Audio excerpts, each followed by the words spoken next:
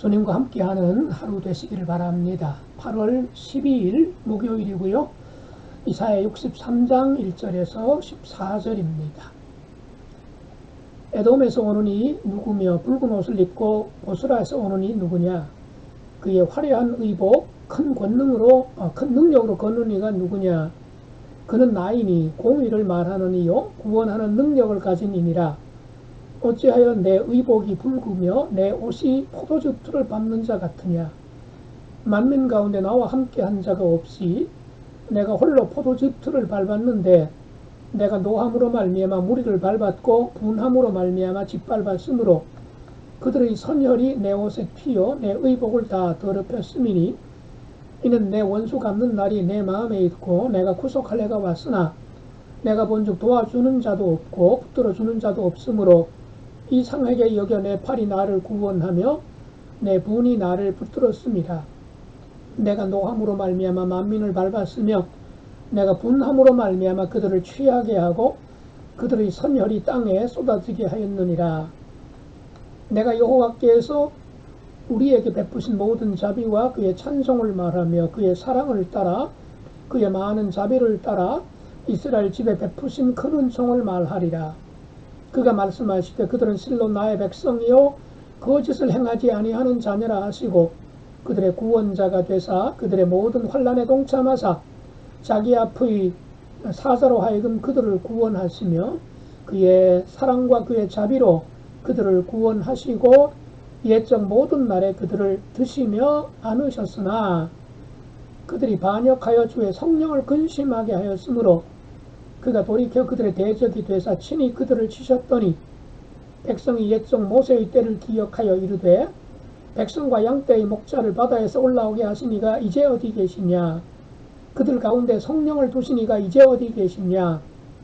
그의 영광의 팔이 모세의 오른손을 이끄시며 그의 이름을 영원하게 하려 하사 그들 앞에서 물을 갈라지게 하시고 그들을 깊음으로 인도하시되 광야에 있는 말같이 넘어지지 않게 하시니가 이제 어디 계시냐? 여호와의 영이 그들을 골짜기로 내려가는 가축같이 편히 쉬게 하셨도다. 주께서 이와 같이 주의 백성을 인도하사 이름을 영화롭게 하셨나이다 하였느니라. 이스라엘은 결코 강대국이라고 했던 적이 없습니다. 계속되는 그 주변의 나라들로부터 침공을 당하기도 했고 애굽이나 하수르 또는 바벨론, 페르시아 이 구약 시대에는 그런 그 강대국들로부터 계속해서 침략을 당하고 전쟁을 수없이 치르던 정말 그 험난한 역사를 가지고 있지요. 이스라엘도 좀 작은 나라지만 이스라엘 주변의 나라들도 애국 같은 대국은 있기도 했습니다만은 역시 조그만 나라들이 꽤 많았었습니다. 모압이라든가 암몬이라든가 에돔이라든가 저 위쪽으로 두로와 베니게 이런 나라들이 있습니다. 그런데 이스라엘의 거의 남쪽 또는 남남동쪽 정도 될까요? 사해 아래쪽에 에돔이라는 나라가 있습니다. 에돔이라는 뜻은 북다라는 뜻을 가지고 있죠. 이유는 여러 가지입니다. 에서의 후손들이 세운 나라로 알려져 있잖아요. 에서가 이제 그 붉은 죽 한 그릇 먹은 것 때문에 장자의 명분을 야곱에게 그냥 넘겨버리지 않았습니까? 거기서 이제 불다라는 단어가 유래되었다라고 보기도 하고요. 또 하나는 실제로 그 에돔 땅은 정말 그 검붉은 바위 산들로 가득 차 있습니다. 그야말로 그 현장을 가보지 않으면 실감이 잘 나지 않는데 저도 이제 그쪽을 지나가면서 에돔을 왜 에돔이라고 했는지 정말 그 실감이 나더라고요. 가도 그 검붉은 바위 산이 끝나지 않을 만큼 정말 붉다 그런 느낌을 받았었는데 오늘 이 앞부분 1절부터 6절 말씀은 바로 이 에돔에 대한 하나님의 심판을 말씀하고 있습니다. 자, 여기 교재에도 나와 있습니다만 하나님의 백성들에게 은혜의 해가 된다는 것은 하나님 백성이 아닌 이들에게는 오히려 보복의 해가 될 수도 있다는 얘기지요. 예를 들면 뭐 어떤 그 스포츠에서 이긴 팀이 있다는 얘기는 그 팀에게 진 팀이 있다는 것 또한 당연한 얘기 아니겠습니까? 그런데 이 에돔에게 하나님이 왜 심판을 내리시느냐 하면 이유가 있습니다. 바로 하나님 백성들이 아수르의 침략을 받았을 때에 에돔은 도와주지는 못할 망정 오히려 아수르 편을 들고 심지어는 박수까지 보낼 정도로 얄미운 짓을 했었거든요. 비록 그 국경은 달리하고 있지만 조금만 거슬러 올라가면 같은 조상을 두고 있지 않습니까? 예, 야곱과 에서니까요. 그런데 에돔이 오히려 그렇게 이방 그 아수르 편을 들고 그랬던 것이 이스라엘 사람들로서는 굉장히 마음이 불편했을 것이고요. 또 그것을 지켜보는 하나님 역시 마음이 편치 않으셨던 것은 분명하게 보입니다. 그래서 하나님께서 이제 바벨론의 포로로 끌려가 있던 백성들을 돌아오게 하시는 한편 오래전에 보였던 그 에돔의 못된 그 선택에 대해서 심판하시겠다고 말씀하셔요. 자, 그런데 심판하시는 모습이 에돔이라는 이름과 굉장히 잘 어울리는 그런 그 표현이 1절 이하에 나와 있어요. 보겠습니다. 에돔에서 오는 이 누구며, 에돔이란 뜻이 북다라 그랬어요. 붉은 땅에서 오는 이가 누구며, 붉은 옷을 입고 보스라에서 오는 이가 누구냐라고 말씀하십니다. 여기 에돔이라는 뜻이 북다라는 뜻이고요. 보스라라고 하는 것은 에돔의 수도 이름이고요. 뜻은 포도 수확이라는 뜻을 가지고 있습니다. 그쪽 지역에 이제 포도 생산을 많이 했기 때문에 붙여진 이름 같아요. 근데 여러분 잘 아시는 대로 포도를 그 포도 즙틀에 넣고 발로 밟으면 어떻게 됩니까? 포도알이 막 터지면서 검붉은 그 물이 막 튀기지 않겠습니까? 그게 옷에 묻으면 어떻게 될까요? 마치 피가 옷에 묻은 것처럼 보인다는 거죠. 바로 붉은 에돔을 하나님께서 그 포도 즙틀에서 밟아버리듯이 밟는다 하는 그런 그 추수에 비유하는 그런 표현 방법으로 에돔을 심판하시는 모습을 지금 1절 이하에 묘사하고 있는 거예요. 에돔에서 오는 이 누구며, 붉은 옷을 입고 보스라에서 오는 이 누구냐. 하나님께서 옷을 입고 계시는데 에돔의 수도인 그 포도 수확하는 수도에서 하나님이 붉은 옷을 입고 에돔에서 지금 나오시는 거예요. 하나님이 입으신 옷 색깔이 붉다라고 말씀하십니다. 이게 처음부터 하나님이 붉은 옷을 입고 가신 것이 아니고요. 바로 에돔을 짓밟으신, 심판하시면서 에돔 사람들의 피가 하나님의 옷에 묻어서 마치 하나님이 붉은 옷을 입은 것처럼 보인다고 지금 묘사하고 있는 것입니다. 하나님께서 직접 에돔을 그야말로 전사에 칼을 빼들고 말을 몰고 에돔을 완전히 무너뜨리는, 멸망시키는 그런 전사의 모습으로 63장에 기록이 되어 있는 겁니다. 자, 그래 2절 어찌하여 내 의복이 붉으며 내 옷이 포도즙틀을 밟는 자 같으냐. 만민 가운데 나와 함께 한 자가 없이 내가 홀로 포도즙틀을 밟았는데, 누구를 데리고, 군사들을 데리고 가서 심판하신 것이 아니고 하나님 혼자 가셔서 혼자서 밟으셨다는 거예요. 그래서 분함으로 말미암아 짓밟았으므로 그들의 선혈이 내 옷에 튀어 내 의복을 다 더럽혔음이니 이는 내 원수 갚는 날이 내 마음에 있고 내가 구속할 내가 왔으나 내가 본즉 도와주는 자도 없고 붙들어 자는 자도 없으므로 이상하게 여겨 내 팔이 나를 구원하며 내 분이 나를 붙들었음이니라. 바로 에돔이 과거에 하나님의 구원이 펼쳐진 그때에 하나님 편에 서지 않고 하나님의 반대편에 서서 그렇게 좋아했던 그때를 하나님이 여기서 지금 상기시키고 계시는 것입니다. 어떻게 보면 하나님은요, 좀 표현이 조금 죄송합니다. 하나님은 뒤끝이 있으신 것처럼 보여요. 몇백 년이 지났는데도 하나님은 그 에돔의 행태를 기억하고 계시다가 심판하고 계시는 거거든요. 하나님은 뒤끝이 있으신 분입니다. 누구에게? 하나님을 대적하는 자에게. 더 중요한 것은 회개하지 않는 자에게입니다. 아무리 잘못을 하고 아무리 죄를 지어도 진심으로 회개하는 자, 하나님은 그 자리에서 용서해 주시는 분이시죠. 그 점에서 하나님은 뒤끝이 없으시고 반대로 회개 없는 자에게는 하나님은 뒤끝이 있으신 분, 그것도 아주 세게 있으신 분이다. 이렇게 좀 쉽게 말씀드릴 수가 있을 것 같습니다.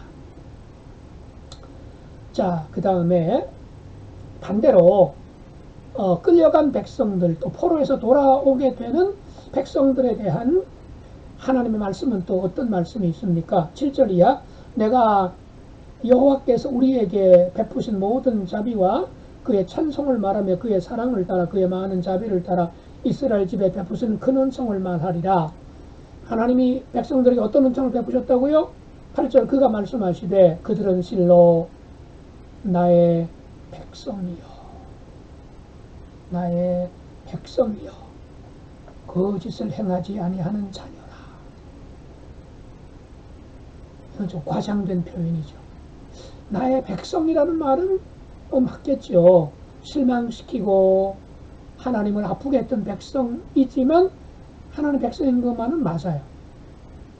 그러나 거짓을 행하지 아니하는 자녀라. 이거는 좀 안 어울리는데 하나님은 그냥 감싸 안아버리셔요. 거짓을 행하지 아니하는 자녀. 그리고 그들의 구원자가 되사 하나님께서 그들의 모든 환난에 동참하사, 그러니까 하나님은 그렇게 경고하고 회개하라고 외치고 외쳤음에도 불구하고 회개하지 않던 백성들을 바벨론을 동원해서 심판받게 하시고 포로로 끌려가게 하셨는데 그 모든 과정에 하나님 마음이 많이 힘드셨다는 것을 여기 말씀하고 있죠. 포로로 끌려간 것은 분명 하나님의 백성들인데 하나님은 그것을 구경하신 분이 아니었다는 거죠. 하나님 백성의 환난에 동참하신 분이라고 말씀하십니다. 즉 하나님은 바벨론에 함께 포로로 끌려가신 분이라는 겁니다.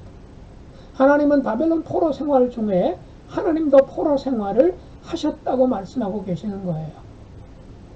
그러니까 우리 하나님은 그야말로 임마누엘의 하나님이라는 거죠. 에벤네셀의 하나님이라는 거죠. 우리와 함께 하신 하나님, 우리를 도와주시는 하나님이라는 얘기지요. 그래서 우리 예수님께서 이 땅에 찾아오셔서 우리와 함께 하셨던 거고요. 승천하시면서도 세상 끝날까지 항상 너희와 함께 있을 것이다 라고 약속해 주셨고요. 승천하시고 나서 오순절 성령 강림절을 통해서 성령님을 이 땅에 보내주셨고요. 지금도 우리 안에 내주하고 계시고 우리 곁에서 보혜사 성령님으로 우리를 가르쳐 주시고 우리를 도와주시고 우리를 위로해 주시고 우리와 함께해 주신 분임을 믿습니다. 9절, 그들의 모든 환난에 동참하사 자기 앞의 사자로 하여금 그들을 구원하시며 그의 사랑과 그의 자비로 그들을 구원하시고 옛적 모든 날에 그들을 드시며 안으셨다라고 말씀합니다. 다른 곳에서는 하나님이 출애굽시키실 때에 우리는 그 출애굽기에서 이스라엘 백성들이 분명 걸어 나왔잖아요. 그런데 다른 성경에서는 독수리 날개로 업어서 나왔다라고 말씀하셔요. 물론 이건 이제 문학적인 표현이라고도 볼 수가 있고 시적인 표현이라고도 볼 수가 있는데, 여기 9절 마지막에는 옛적 모든 날에 그들을 드시며 안으셨다라고 말씀합니다. 마치 길 잃어버린 어린 양을 찾아서 끝까지 찾고 찾을 때까지 찾아 나서서 찾은 다음에는 어깨에 메고 돌아오는 목자 같은 예수님 모습. 신약 시대만 그런 것이 아니라 이미 구약 시대에 하나님께서는 하나님 백성들을 두 팔로 안으셨고 드셨다는 것이요. 그 백성들을 제대로 걷지 못하고 하나님이 대신 품어주지 않으시면 안 되는 약한 존재로 바라보셨다 하는 의미를 담고 있습니다. 이게 우리 하나님이시죠. 그리고 이제 10절 이하를 보면 이렇게 하나님께서 특별하게 사랑해 주시고 또 사랑해 주시고 품으시고 안아주심에도 불구하고 9절에 나와 있잖아요. 일적 모든 날에 그들을 드시며 안으셨으나 그들이 반역하여. 참 이스라엘의 역사는 하나님의 구원 역사이면서 그 이면에는 백성들의 반역의 역사라고 할 수도 있죠. 우리에게도 개인적으로 한다면 우리를 향한 하나님의 은혜의 역사, 우리는 불순종의 역사라고 말할 수 있지 않을까 할 수도 있는데요. 그래서 우리는 성령을 근심하게, 이스라엘 백성들이 주의 성령을 근심하게 합니다.